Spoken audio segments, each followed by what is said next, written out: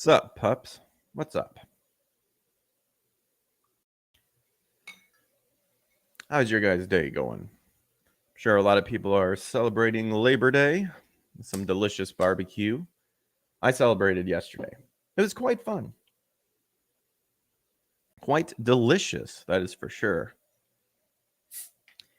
And we have an early stream today, at least with the Power Up podcast. And once we're done, we'll switch back over to Pokemon. While also trying to find out what else other games people have suggested to switch between different games and whatnot. Understandable. But we have some topics that, for some reason, like this one specifically, I wanted to talk about for quite a while until we had the apartment issue and then a storm coming through, knocking stuff off. I am multi-streaming. I'm hoping.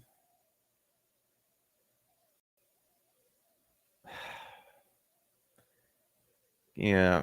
I'm trying to I was trying to multi-stream on Odyssey, but apparently it's not doing it, so I'm gonna have to just I'm gonna have to remove it and then figure out what's up. It says I put in the custom thing, so I don't know why it's refusing to check out over there. But in any case, alrighty. So if you're a Gojira, if you're a Godzilla and King Kong fan, the Legendary and Warner Brothers have announced Godzilla and King Kong will be teaming up against a colossal undiscovered threat in next MonsterVerse film. Undiscovered threat. That kind of makes it sound like it might be a new character, which might be pretty cool.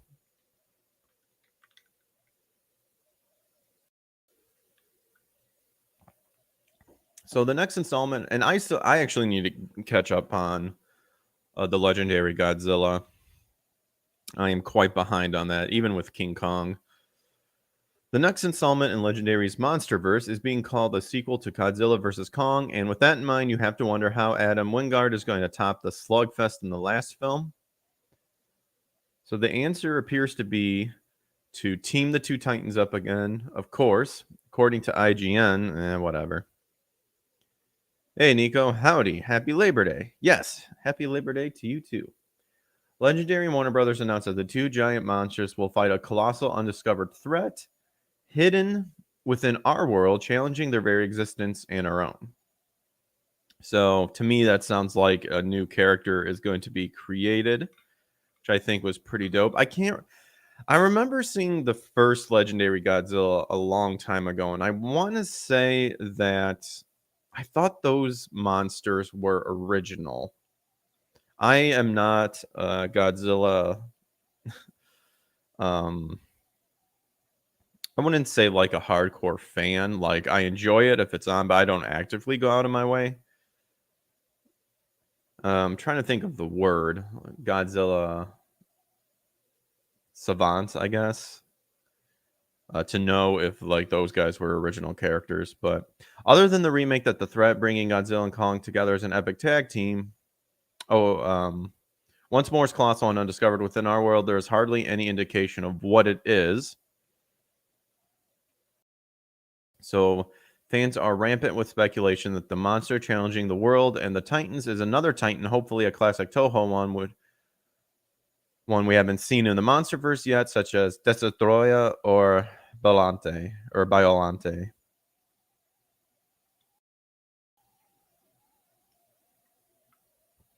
I forget, did they do what's the three-headed monster?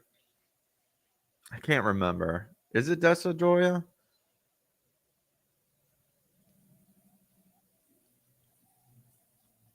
Oh, that actually sounds like hopeful news. I was half expecting Godzilla. Ghidorah, that's right. Thank you. I was half expecting Godzilla and Kong to be non-binary at this point. LOL. King Ghidorah. Yeah, that's right. Have they done a Ghidorah thing? Again, I haven't seen the movie, so that's like one of the main monsters in like Godzilla versus Kong that shows up or something.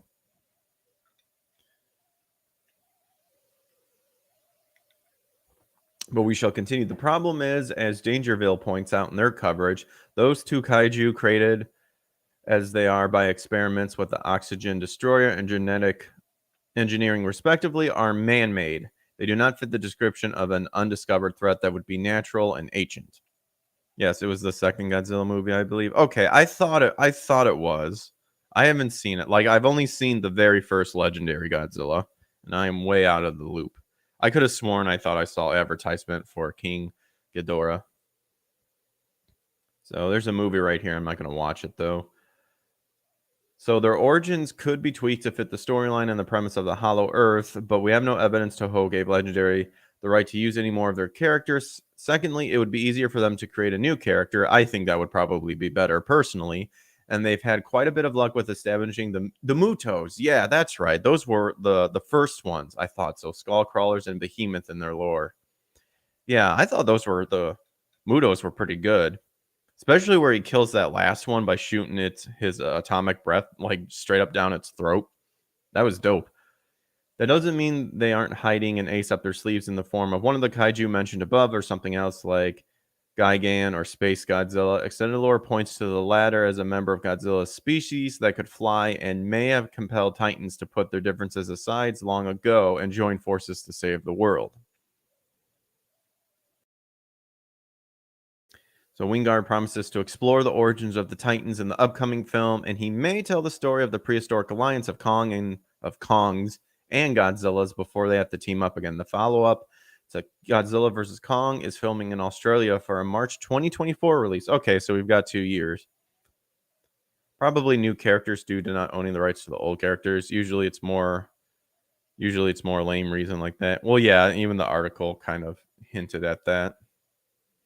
Well, that's pretty cool. Like I said, Godzilla was one of those things where I would have loved to have kept like taken the time to enjoy all the old films and stuff, which is not to say that I can't. It just always slips my mind. But I thought the legendary Godzilla was cool. I liked Shin Godzilla too, but that was mostly because I wanted to see what Hideaki Anno brought to the table with him directing that one.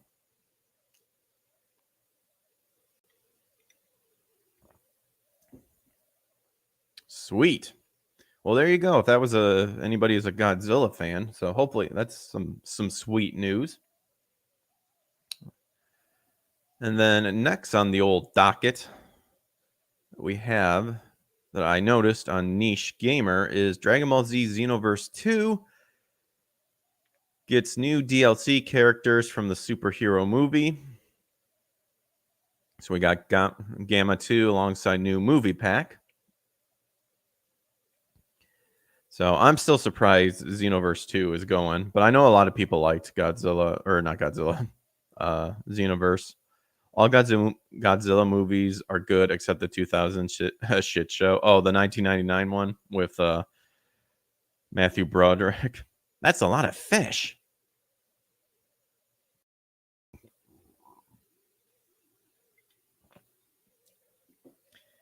All right, so developer Dimps and publisher Bandai Namco have announced new Dragon Ball Xenoverse 2 DLC called the Dragon Ball Super Superhero Pack Set.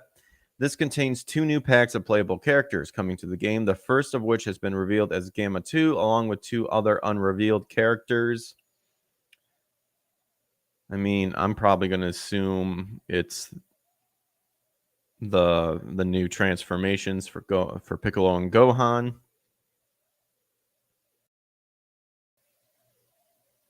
This contains, okay, I already read that. As expected from the pack's name, Gamma 2 made an appearance on the latest film from the Dragon Ball franchise, Dragon Ball Super Superhero. Considering the name, it should be expected the new unannounced characters for Dragon Ball Xenoverse 2 to be from the movie as well. Check out the trailer for the Gamma 2 down below. So we have the English version, which... Oh, and then they gave us the Japanese one. So we'll immediately not support the English because... fuck Crunchyroll.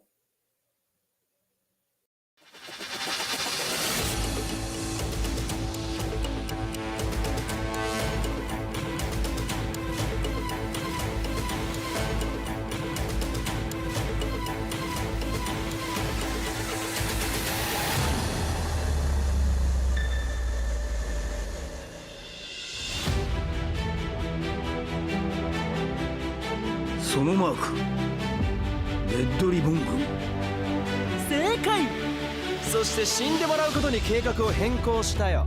スーパーヒーローの力見せてやろう。さあなんだ、ミッション開始だ。正義は悪に負けないのだ。僕に勝てると思うなよ。当然さ。なんたってヘド博士の傑作だからね。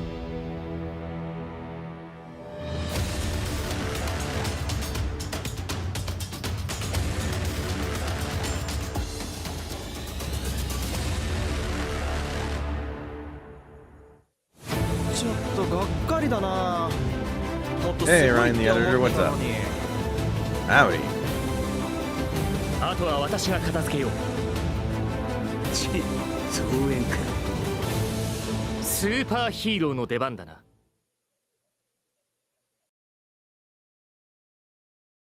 All right, there you go. So Dragon Ball Xenoverse 2 is available now, PC, via Steam, Nintendo Switch, PlayStation 4, Xbox One, Stadia. What's Stadia? I never heard of that one before.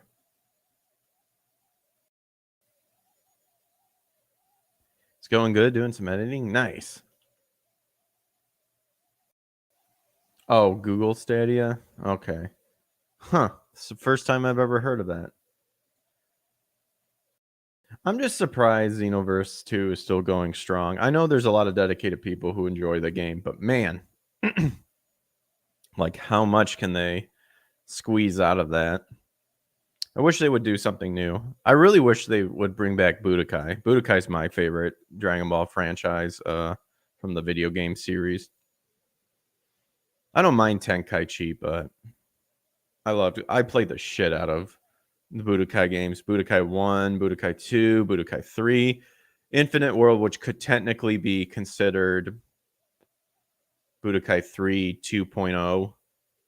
But that just was a little lackluster. And then Burst Limit was supposed to be Budokai 4, but changed into something else. For Nick, any updates on his channel? Well, I'm hoping he gets his channel back. It was Google trying to make a game console that used the cloud to stream the game to your TV instead of just downloading it and playing it on your system. You know, and who's to know if the streaming service is actually good? That was one thing I never understood. Because if you're connecting to their server to try to stream old games, what if their server like is just having a bad day or your connection is garbage? Like, I would rather just have it. I mean, I would want it physically, but the next thing obviously would be digital.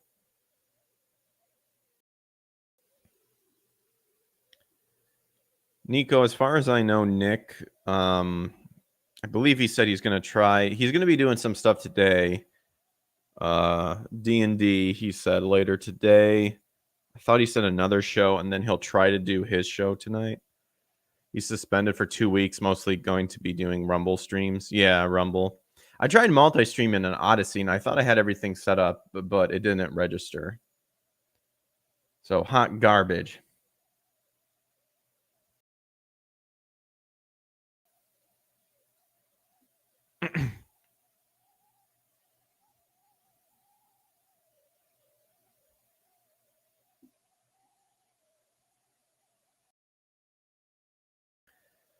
But yeah, Xenoverse 2, I enjoyed it. Thought it was a good game. I haven't gone back to it for a long time, so there's some Dragon Ball news for people who enjoy that. And we might have covered it a little bit, but I found an article of this, and I just gotta dip into this. More bitching to the Wizards of the Coast for D&D. So we'll pull this up.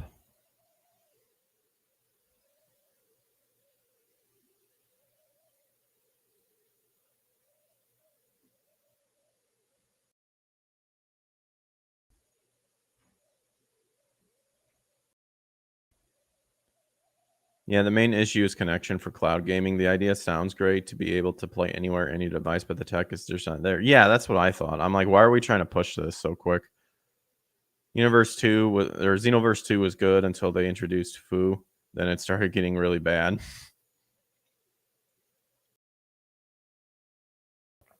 Alrighty. So here we go. Wizards of the Coast quietly removes D&D. Quietly. Dude, was not quiet at all. I already heard bitching about this. D&D lore after criticism of racism. So people projecting their racism onto Wizards of the Coast. And there you go. This is the big issue here. So Wizards of the Coast has quietly altered the lore of their new Spelljammer expansion after players accused it for using anti-black imagery and tropes. Just makes you wonder how they came to that conclusion. Almost like you have to be a racist to analyze every aspect of life and to call it out. That's my biggest. That's why I think it's the most hilarious thing. These people think they're justified in being racist by that their sins will be absolved for pointing out racism.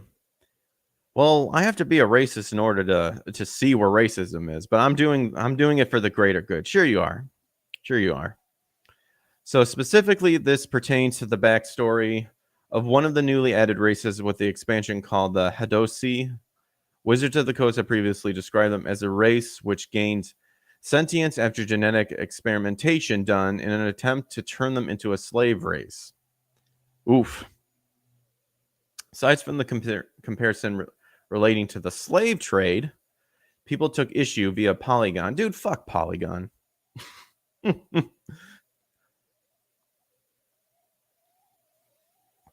With the character's design of the race. Okay, claiming it to be appear similar. I think that's worded terribly. Claiming it to apparently be similar to that of black caricatures of minstrel shows. Oh man, they had to really dive in deep on that one, which has also been referred to blackface in modern times. Don't show them putting on the Ritz by Taco. They'll get super butthurt over that one because it's never been done before in sci-fi or black people. Well, my biggest thing is, why did you guys instantly say that it was offensive to black people? That's rather rude. You're telling me that when you see this, you think of black people? That's actually quite disgusting. Especially when you're in a fantasy story, you know? You just can't take for granted that, you know, they were just a monkey ape type race. But, you know, you got to draw apparently real world problems into a fantasy world. Because that wasn't my go-to when I saw this, by the way. I just saw a race of apes.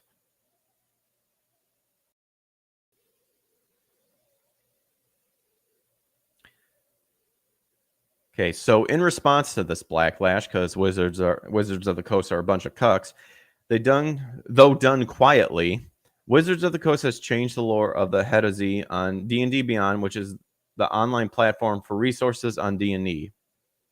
Why is it in a setting where you can just be a black person, do you think this race is a stand-in for them?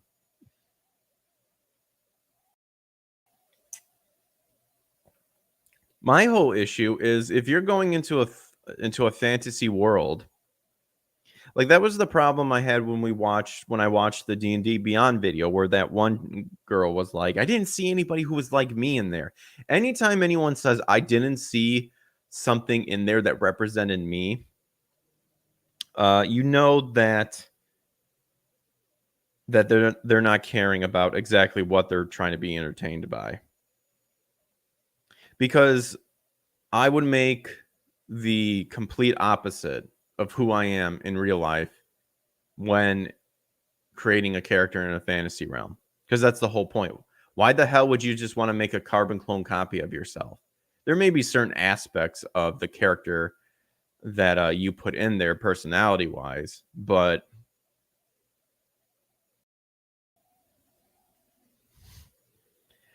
Nico says it's racist because it's slave trade history, then only black people, then slaves in history. I know, right? Forget human trafficking and child trafficking. Because blackface, because monkey, what the fuck? Help me understand. I mean, the people who are bitching are the racist because they immediately saw that ape race and said, well, they're trying to take a jab at black people. That's the reality of it. These people project their hatred and their bigotry and their racism onto others, and they think they're absolved because they're pointing out the social flaw in a bunch of stuff. But in order to get to that sort of mental aspect and ideology, you have to accept that you're the racist. Well, not accept it. They don't accept it. But they have to be racism to point out racist. That's what I'm getting at from this. So the online database states that because this way as a result of natural evolution rather than as a result of any attempts to enslave them. But that's the reason why they would fight. If they were like genetically bred to be forced to do slave labor, it makes them that much more powerful that they would better themselves and strengthen themselves to fight against it. Oh my gosh, these people are fools. Top Keck would be if the wizard who enslaved the Hedosea was black. Could you imagine the meltdown? Oh, absolutely. That's what Wizards of the Coast should do to make up for this bending of the knee and sucking of the ass of these fools and clowns. Make the prime guy who was in charge of the genetic mutation be black. Oh man, that would be hilarious. Yeah, they must save the poor not white race.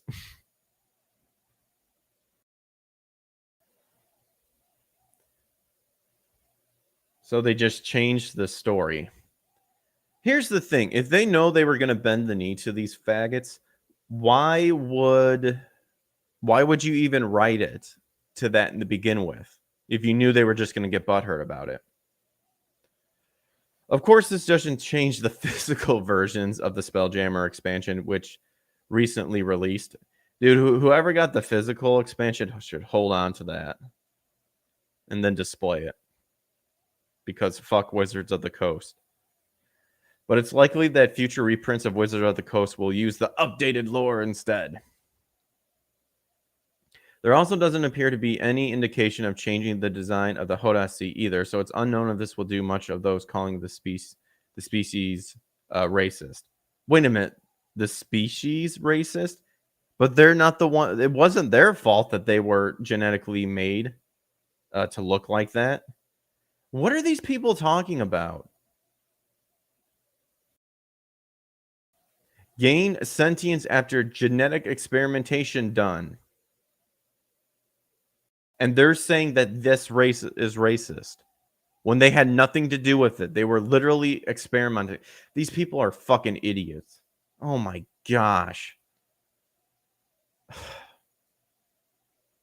Again, this is why there's such a pushback with indie people. This is why the indie area is exploding, because people are tired of this, because they will find anything that they can be offended by and push it. Because we didn't have someone double check it. Well, that's true. That's true. I'm sure Wizards of the Coast have very incompetent people over there. Because the designers were not racist and didn't enter their mind like every other normal people. I know.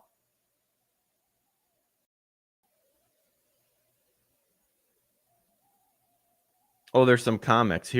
Oh, Kiwi Farms Fury. Oh my gosh. Let's read.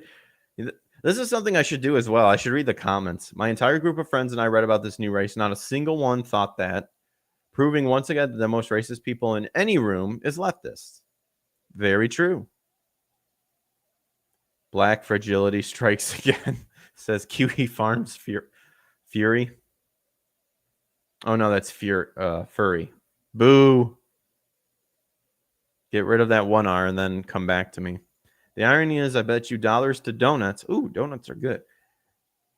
It was mostly white cucklords crying about this, not black people. Metal Gear MK4, and they call me racist. Laugh my ass off. Fat Dragon. I love usernames. So funny. Posards of the Coast. Wizards of the Woke. Ooh, that one's a good one. Since NT Pause. Power outage. Oh, we had one yesterday. It was awful. Took forever to. Well, no, not actually. I love in Dallas how the electric company can get stuff back up real quick, but Spectrum can take their sweet ass time. Like literally, we were out of the internet when our electricity came on for good hours when that little storm came about.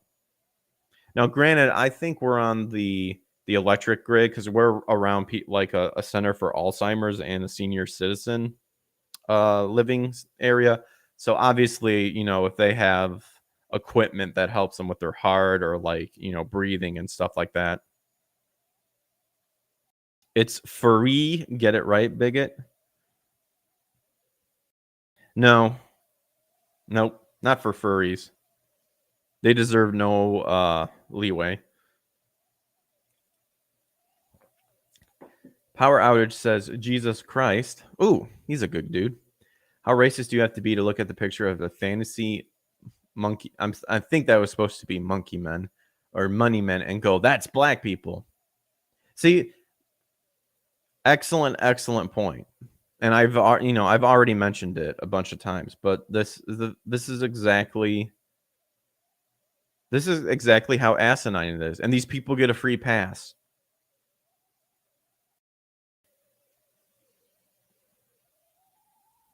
TS not that out there. When everything is symbolic or has a cultural meaning, then anything can be racist. But also people were calling Hades Hades racist for having dark-skinned characters in it. So you can't win with the eternally offended. Wait, really? That's the Hades, the game. That game is awesome, first of all. And Hades, and people were saying Hades is racist for having dark-skinned characters in it. What? What?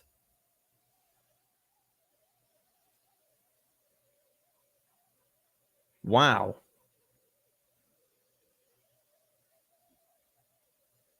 Amazing. Oh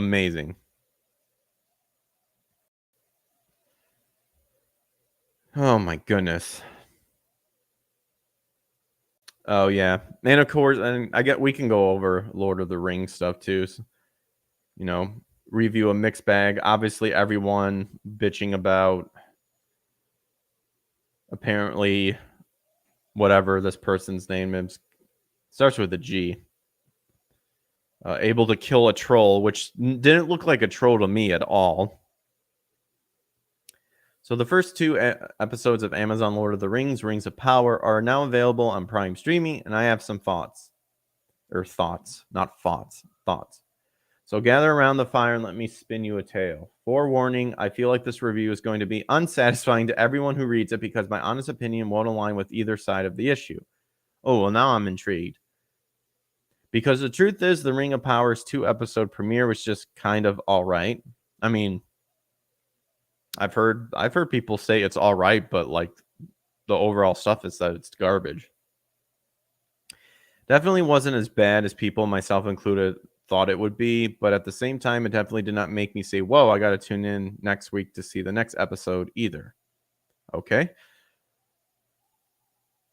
I feel like Amazon's decision to release both episodes at the same time was a good one. Yeah, because they knew that first episode would crash and burn because both episodes existed to essentially set up the entire cast. Well, this right here, that you need aren't Amazon episodes like half an hour, maybe even more? You need 2 full episodes to set up the entire cast. That's actually a problem.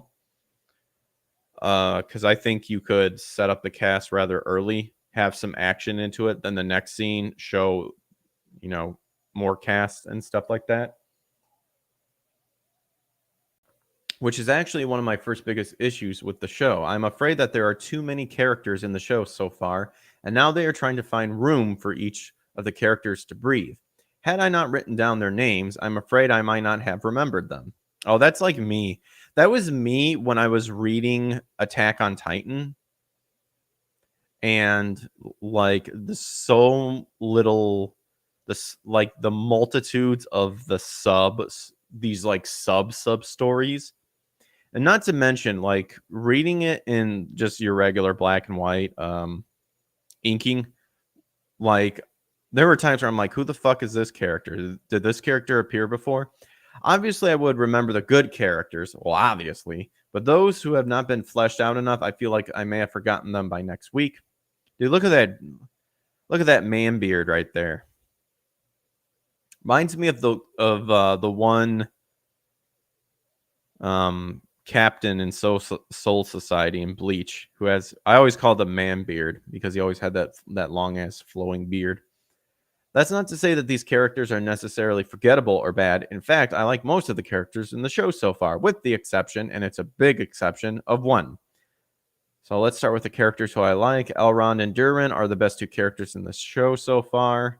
They are both charming, goofy comrades who have a lot of the same energy that Legolas and Gimli had in Lord of the Rings trilogy. I haven't seen it, so I'll take that with a grain of salt.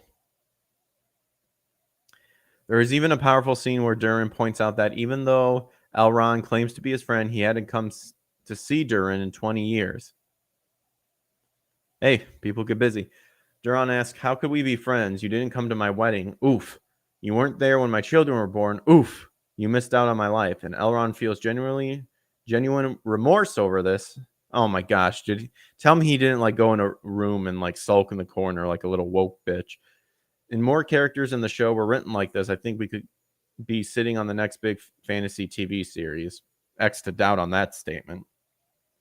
And because they're not making it for because they're not making it. They're banking on it being politically correct, which will make it the next big TV fantasy series. But Amazon, the reviews of Amazon have already stated that. And they can try to claim that it was being review bombed all they want. That's exactly what happened to me. Or not to me, but that's exactly what happened. What I think to The Last of Us Part 2, because they claim the same thing, is that it was getting review bombed. And then, of course, you have infested weeds in the judges, and then it wins all these awards. Not because it's a good story, but because it checked off the woke agenda. All right, here it is. And we kind of saw it coming. Galadriel. Or Galadriel? Is that how you pronounce it? Galadriel? All except one, Galadriel. So Galadriel, well, of course, because they probably made her that strong, independent woman. The character who I have the biggest issues with across the first two episodes was easily her, who I'm afraid is the primary protagonist. Well, of course she is, because she's a woman. Over the course of my note-taking, I could not find a single positive statement about her other than she appears to be driven. That was it. I also heard that her acting range is quite terrible. That one positive statement was then counterbalanced with three different entries saying she seems to be unreasonable or she seems to be really selfish. She seems to be like an asshole. And there she is. I heard she will always have a look of disappointment, being upset, dissatisfied, broken.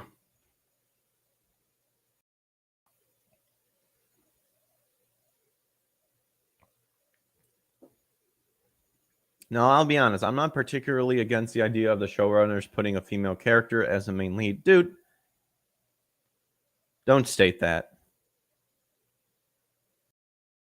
Just write the fucking article. Don't be. I'm not against the idea of showrunners putting a female character as a lead. People who generally do not care about this don't need to state that they don't care about this. Unless, of course, you know you're going to face the backlash. Then you could just be like, dude, I don't give a shit. Shut the fuck up. Nor am I against the idea of them appropriating a character from Tolkien's work and making her into a strong protagonist. What I am upset about is Galadriel is just very unlikable. But you need to ask yourself, why is she unlikable? Because I can give you an answer as to why she was unlikable. I can give you a big old fucking hint. It was pretty much in that statement that you said before. Right there. That's the reason why she's unlikable. Because she was a female character that had to be given the lead. Had to. According to them. This is a trait that even Elrond points out to her. Oh, and then she just ignores it because I'm assuming that's mansplaining or elf-splaining or something like that. Damn, even the net journals don't like the bitch. I love the fact that apparently Elrond even points out to her that she's being an asshole. That she is far too eager to throw away the lives of others to try to achieve her goal. Really? Dang. I got to show that I'm an independent woman, so let all the men die. What a bitch. If that really is true.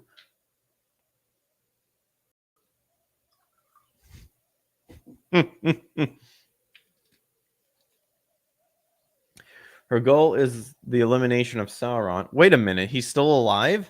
When is this supposed to take place? I thought they killed him. Or killed the eye, I guess, or his spirit or something like that. When is this? I legitimately don't know when this is supposed to take place. Her goal is the elimination of Sauron, but it's more likely just her attempts to avenge her brother. Really? Another revenge plot?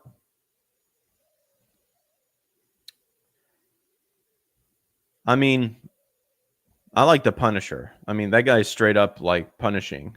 That one could argue that he's really just he's just getting revenge on crime in general. But, I mean, that can be done in a good way. So when people question her or tell her no, she pouts and gets angry with them. She barely tries to reason with them, and instead just tells everyone else that they have not suffered like she has. So therefore, she has more of a right to be upset than they do. Oh my gosh, it sounds like She-Hulk with the constant barrage of catcalling.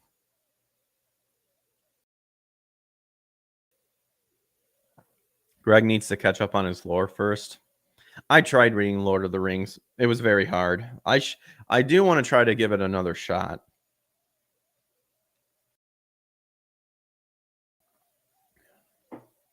I feel like one of the main problems with Galadriel wasn't even the character herself, but rather the opening episode's pace. So the first episode blew through a lot of exposition around Galadriel, but never gave us or the characters time to breathe, of course. Because her brother dies so quickly, we only ever see him speak once.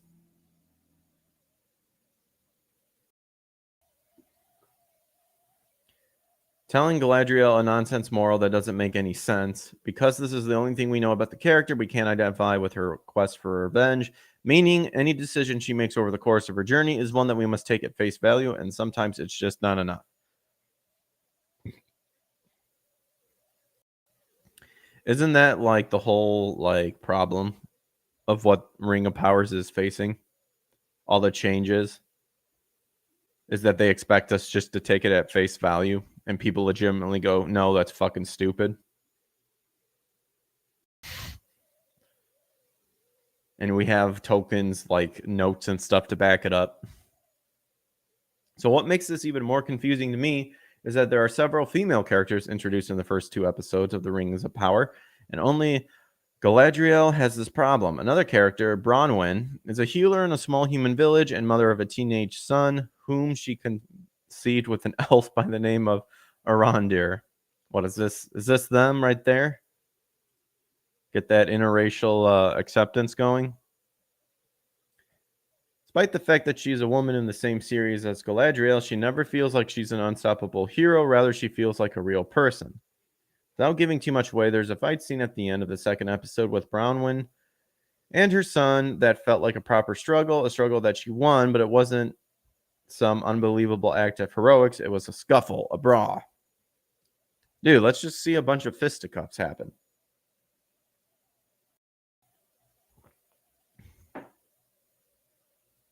So Arondir was also a surprisingly good character, despite the controversy that his casting created.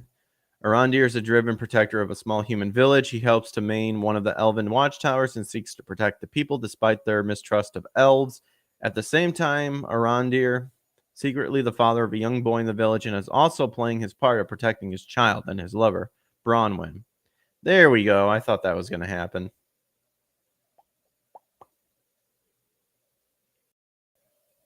Oh, yeah, and then people were giving him shit because he was holding his arrow sideways. He feels cool, calm, and collected, like a soldier should without feeling cold, making him an easy character to identify with and root for. As the show opens up, I feel like he will be our Strider for the time being. Oh my gosh, I wouldn't make that big of a statement. I can't wait to see his story evolve. That's all I can say about the story so far. We have many threads that are being laid out, but no concrete plot that ties all the characters together. Do you know how much Do you know how much this Amazon series production cost is? Want to take a guess? Oh, probably in the millions, I would assume. That's my guess. Wait, what?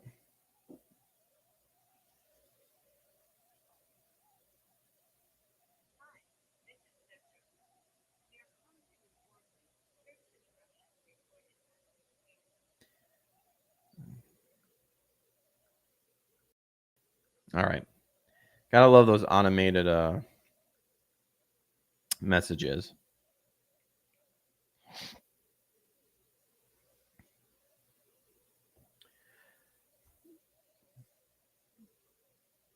All right. Let's see. So, concrete plot that ties all the characters hasn't been laid out yet or not done well enough. Let's talk about the visuals because I am more mixed with the visuals of the Rings of Power than anything else. The visuals are unfortunately heavy reliant on CGI, and I've said this before, not just on this, not just on that. Hollywood has relied too much on CGIs to the point where, like, you would think they would learn on how to make it realistic by putting CGI in a realistic universe. But for some reason, they're having trouble with it. I heard around 1 billion. Could be one of the most expensive shows ever made. Damn.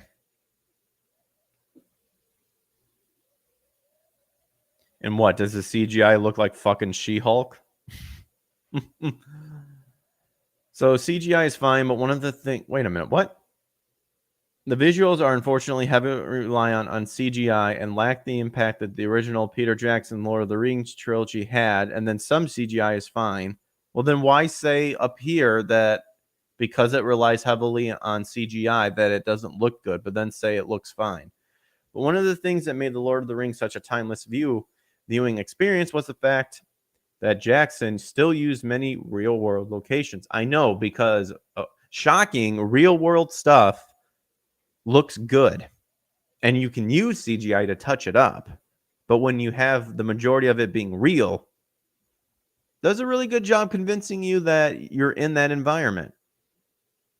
It's why, funny enough, a lot of 80s and 90s CGI effects weirdly still hold up despite, not being super perfect, because a lot of it is animatronics and suits and puppets and squibs, those blood packs.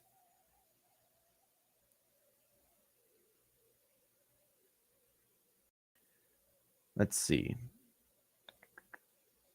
Oh, so he pretty much says he used real world locations, which he could have, technically could have used a green screen, but he chose not to and went with costumes and makeup. Fortunately, Jackson did end up going down that route himself with his adaptation of The Hobbit. I haven't seen that one, which made the film feel flatter and more sterile. No one wants to be sterile, and took away a lot of the impact that the fight scenes had. So, Rings of Power had the same problem, but at times much worse. Specifically, when the sun is setting, the colors and visuals look terrible. They can't get a sun setting to look good, when I'm sure we have millions of videos that you could draw from. Everything has a blur to its edges. Oh, did they go ham with the feathering tool? And the colors are drowned out with yellows and whites. Looks like someone smeared grease over the lens, and it really took me out of the moments. Most of the scenes out in the greenery of the world felt much better, as there was less of a reason to use much CGI, and therefore everything looked better. My issues with the visuals also do not extend to costume design and makeup. I feel like the costumes, with the exception of the Elven King, looked very good. So I saw some of the costumes and they looked garbage. The elves feel like elves, humans like humans, dwarves like dwarves, and Harfoot's the progenitor of the hobbits like Harfoots. I do not have an issue with how people. Oh, so I'm assuming this is a prequel, or happens way before the Fellowship of the Ring. Makes sense while Sauron is still alive. And I do not have an issue with how people look in the show. So far, all the casting has been very well done, and the costumes and makeup have also been good too.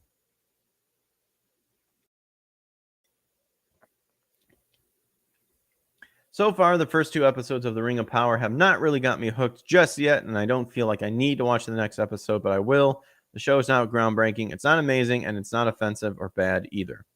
Well, I mean, it's offensive to the people who know that they're not following Tolkien's wishes. Because he straight up just has a bunch of notes and stuff. And they're just trying to shoehorn in bullshit. I feel like the Ring of Power has an uphill battle to fight to push back against the negative perception that it had prior to its premiere. And so far, I'm far more open to giving it a chance than I was before it watching the premiere. That being said, I feel like the Ring of Power is sitting at the crossroads right now where it can either become very good or very bad. And I'm afraid that it may end up being based on how much of Galadriel we see on screen. Well, I'll tell you this much. It's going to be bad. It's going to be very bad. Because, again, the writing is not based on Tolkien's wishes. It's based on correcting a flaw. And these fuckers have admitted that that's what they're doing. So it's going to be bad. Which you would think one would just make your own Lord of the Rings universe. And just throw in a bunch of your woke bullshit and see how it plays out. And then when it bombs, like certain stuff has, then you realize that woke doesn't sell. Go woke, go broke.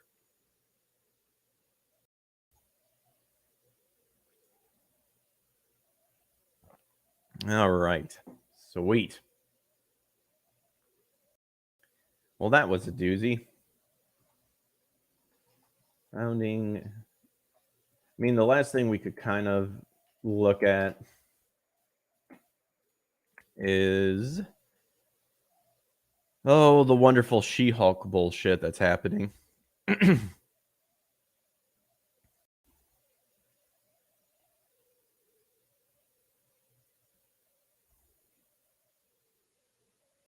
We can cover the twerking incident.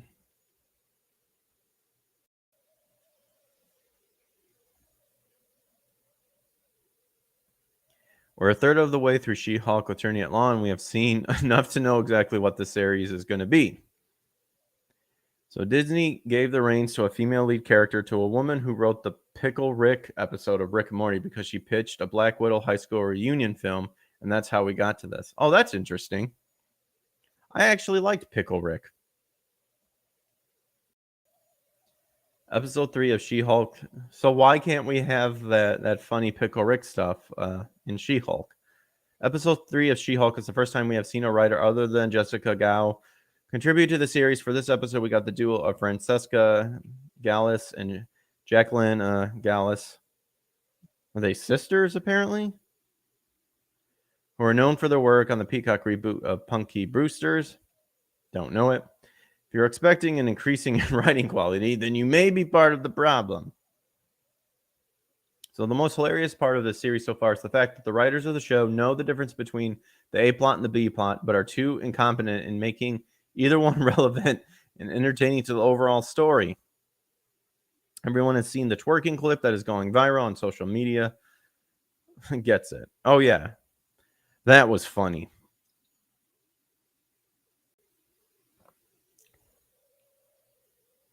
The B plot of this episode involves around an arrogant male lawyer, of course he's male, named Dennis from the first episode, who is back to sue a shapeshifter from Asgard for $175,000 because he believed he was dating the popular rapper Megan Thee Stallion. Oh my gosh. Now, if you're a boomer or someone who's given up on the hip hop music, or it's just hot garbage, you'll have no idea who Megan Thee Stallion is, but trust that she's a popular rapper for today's generation. Is she really? The running joke of this episode is the fact that Megan would never go out with a loser like Dennis. Wow, what a bitch. Which is pretty funny considering the fact that in real life, Megan's last boyfriend shot her multiple times. Megan's last boyfriend shot her multiple times with a gun, proving that the rapper clearly doesn't have the best judgment when it comes to dating men. Oh my gosh.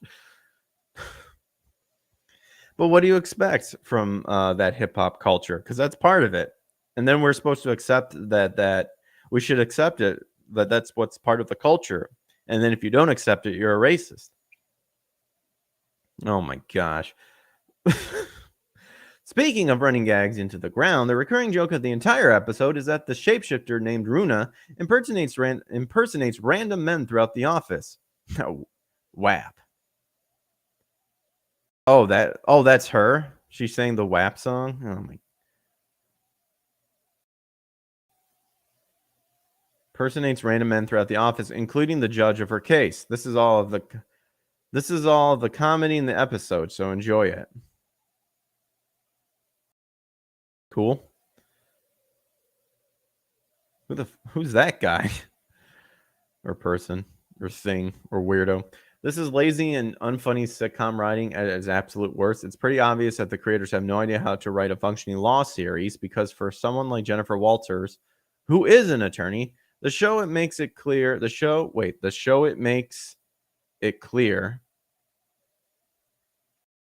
What?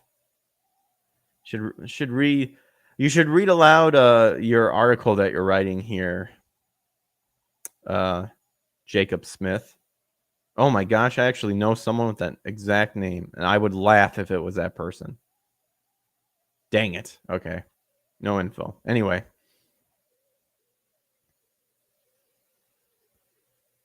When Jennifer tries to get the Abomination out of prison, and on parole, she is portrayed as out of her depth in handling her own case.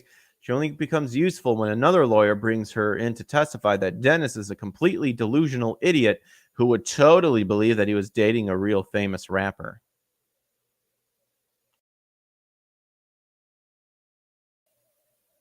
Oh, there it is down here. For those of you hardcore MC fans out there, Benedict Wong guest stars in the episode. In a glorified cameo that doesn't amount to much, Marvel also introduced the Wrecking Crew towards the end of the episode, and they get dealt with rather easily under the slight tease that they may be working for somebody else. A few things are obvious at this point of the series. First, the CGI is bad. We already knew that. And the writers only seem to have one note in terms of their comedy, which involves venting about man in some way, shape, or form. Hell, we are 3 episodes into the show when the character is still making objections to the fact she's being referred to as She-Hulk. Wait, so she refuses to take on the name She-Hulk, even though her character is based on a character named She-Hulk? Look at that butt.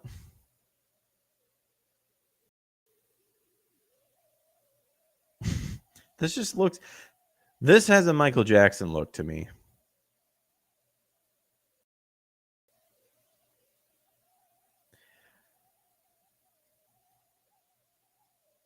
That's the look of someone dead inside. Watching the show, I tried to think to myself, how can I sell the show to the normies who just want to be entertained? Well, you can't, because their goal is not to entertain you. Their goal is to change your way you think about social aspect. In all honesty, if the show wasn't based in the Marvel Cinematic Universe, this would even get greenlit. This wouldn't even get greenlit, or at the very least canceled after one season, like a rotten Netflix offering. Unless you're a mom with a very large wine collection, you're not in the target demographic for this TV show. That is one ass I would not want to go near. What's up, Chaos? Even as someone who's trying not to dump all over the show, Disney isn't giving me much reason to give it the benefit of the doubt. Dude, we know There is no benefit of the doubt. We know what they're trying to do. The A plot is She-Hulk's doing her job poorly. The B plot has something to do with the misogynistic man. And then the tease a cameo for another MCU character to keep the Marks happy. She-Hulk speak. Who is She-Hulk and who is Jen Walters? A third of the way through the series in She-Hulk Attorney at Law doesn't make me angry. It just gives me alexithymia.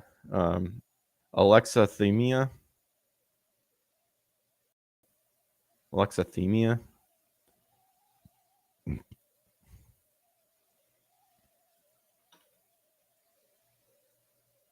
Problems with feeling emotion is apparently what that is.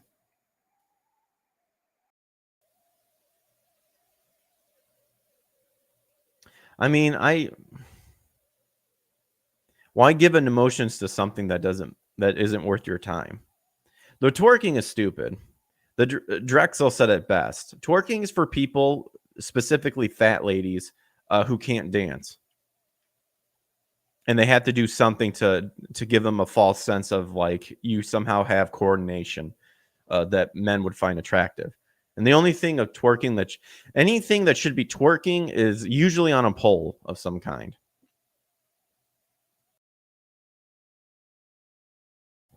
But something like twerking, believe it or not, there is actually a time and specifically a place that this sort of thing can be accepted. And it's called the fucking circus. Because no one wants to see this. Unless you have to pay money for it. Twerk just looks gross from a visual standpoint. To me, it's another move. It's like, one of those stock dancing moves that people do, which is fine. If you can't dance, you can't dance. That's fine. And you know how there's your stock dance move that you'll see people at the bar just do because they can't really dance. So they'll just,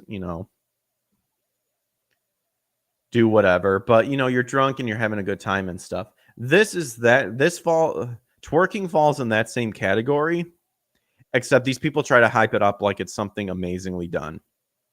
When really it just makes you look like a fucking retard. And it looks like you're just lazy and don't want to learn. It's like, I want to learn how to dance, but I don't want to put in the effort to actually know how to dance. So let me just twerk. And you mostly see this with very hefty people.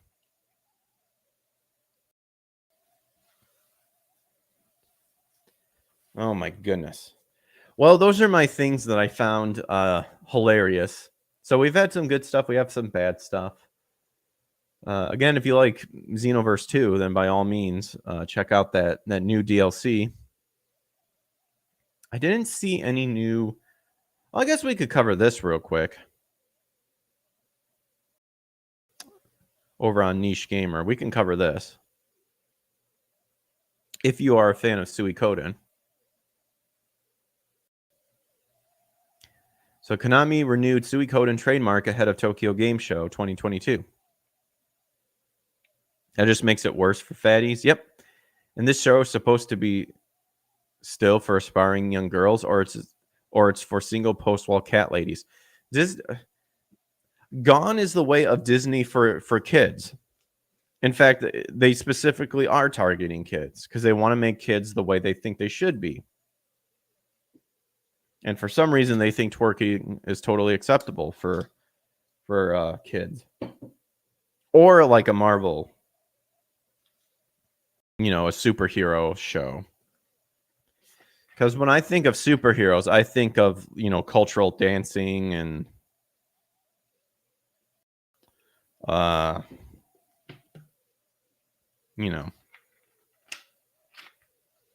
can't even think of any other examples, so fuck it, I don't give a shit. But let's end on a high note, shall we? Well, hopefully this will be a high note. Again, I just see these things and I go, oh, this looks interesting, let's check it out. And this is recent. This was like 5 hours ago.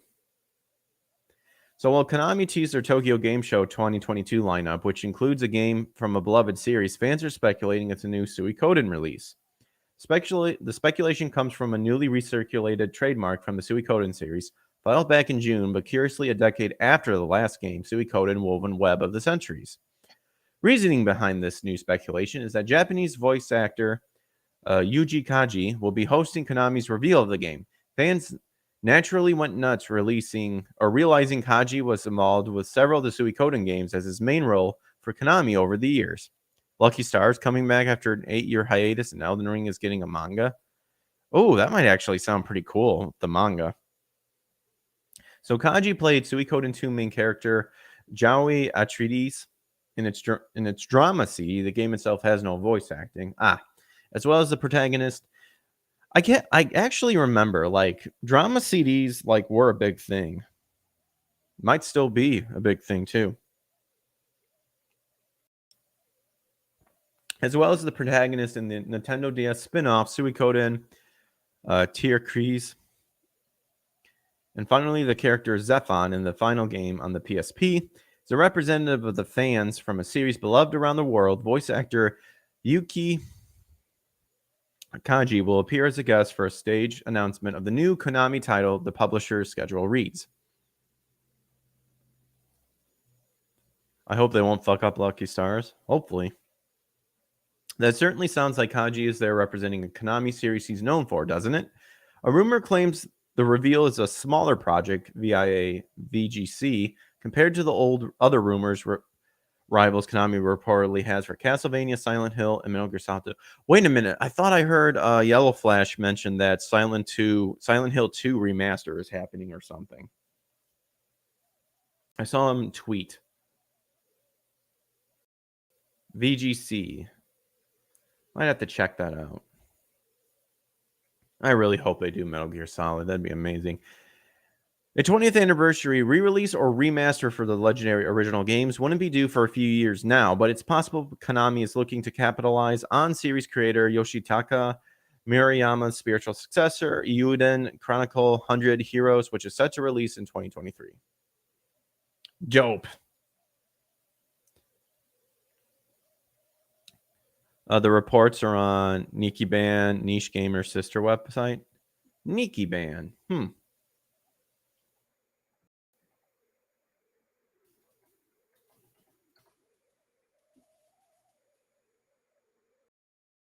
Or Nishiban.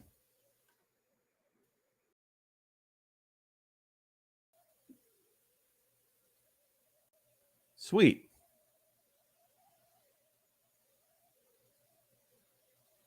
It's under the more tabs. I already picked it up.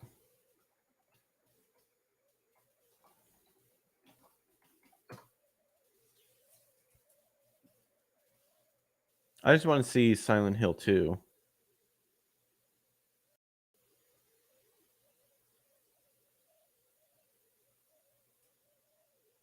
I mean, these are like 2 years ago and 4 months ago. So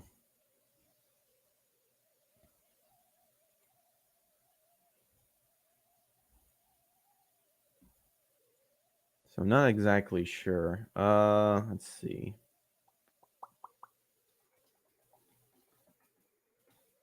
Silent Hill 2 remake leak. Here we go. Oh, it's on VGC. So we'll pull that sucker up.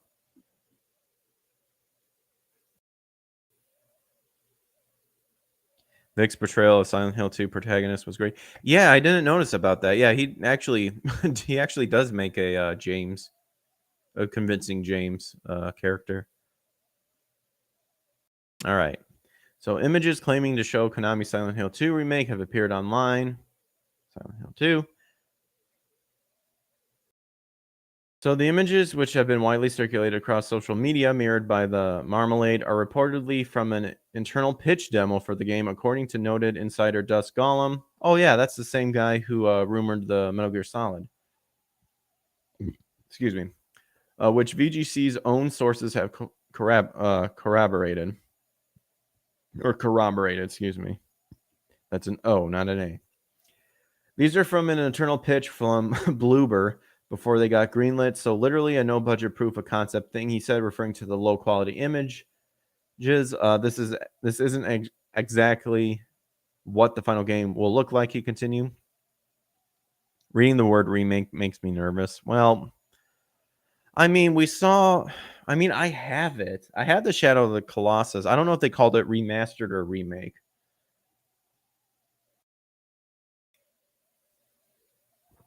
So it reported last February. Oh, okay. So that was the one that we were seeing.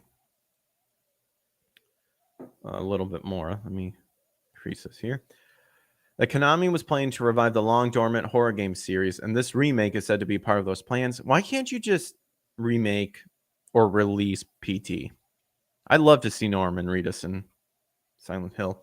As VGC reported earlier this year, a Silent Hill 2 remake is understood to be in active development. Sources suggest the game will be a timed exclusive for PlayStation console alongside PC.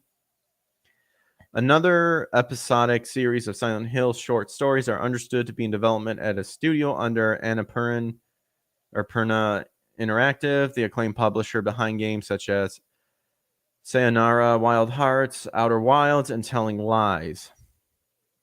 So there you go. No one was here. No one was here. First leak image of Silent Hill 2 remake supposedly developed by Bloober Team. So there's one. There's one without it. There's another one. Two looking different characters. Even the shoulders look different. The Medium Studio Bloober Team has been linked to the Silent Hill franchise constantly over the past 10 or 18 months. Last year, the Polish developer announced a strategic cooperation agreement with Konami months after Bloober's CEO claimed it was working on an existing horror IP from a very famous gaming publisher. So Silent Hill composer Akira Yamaoka even worked on Bloober's 2021 title, The Medium, and teased his next game project by stating that it was the one you've been hoping to hear about. I've been hoping to hear about PT. So VGS first reported on Konami's plan to ramp up its premium game development last year with new installments. Oop, they forgot an L on installments and remakes for its biggest franchise. I shouldn't complain because I can't read, but I blame the rum, including Metal Gear and Castlevania. So there you go. There's something this is to hold your hats on. Nice new video game story or site to find. Nichiban and VGC, which stands for the Video Games Chronicles. Sweet. Very cool. I will bookmark those. Keep that up.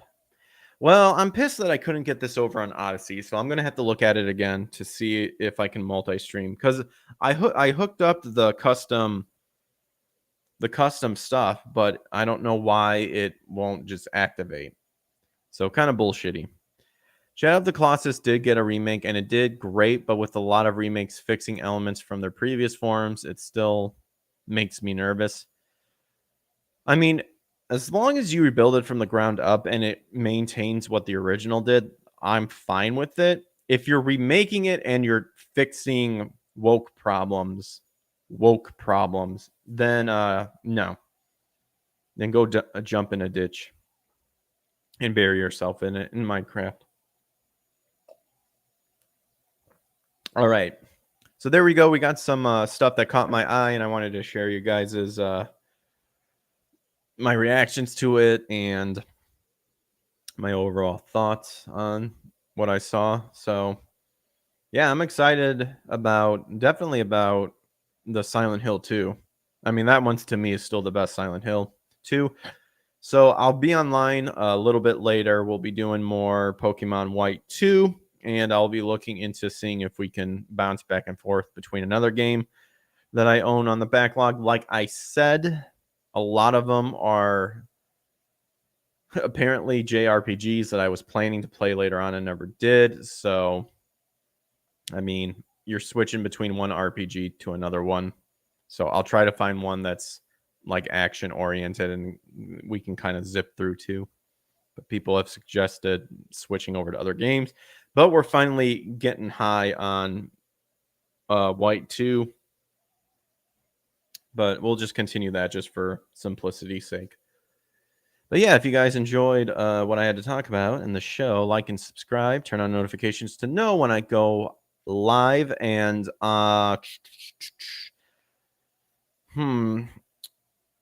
I think I'll go live earlier, but probably maybe 7. I think 7 because I'll be making some keto dinner. burgers and stuff like that. So still celebrating, Labor Day, but not going as ham with the carbs and stuff like that. If you ever consider Parasite Eve, play it on December. Okay. Oh, there's another series that's coming out. Bayonetta. I believe Bayonetta 3 is coming out at some point, and I'll probably be playing the Bayonetta series on that one for sure. For sure. Damn you, Rum.